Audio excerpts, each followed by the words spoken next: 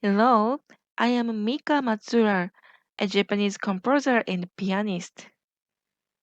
I'd like you to experience and feel the chakra through my CD album, Chakra Healing. You can sit down or lie down on the yoga mat.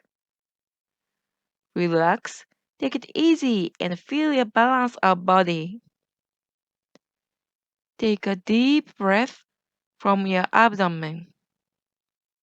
Well, let's enjoy with your chakras. Are you ready? Today, I'm gonna introduce the fifth chakra, the Vishuddha. The Vishuddha chakra is the fifth chakra located in the area of the throat.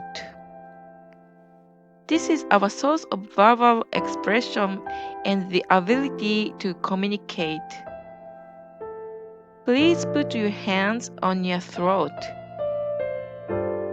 Imagine the blue bud of lotus flower there. The fifth chakra is like speaker. Dong, dong, dong. You can feel the rhythm and hear someone ask you, "How are you? You are nice. How about me?" It's the power of fun communication.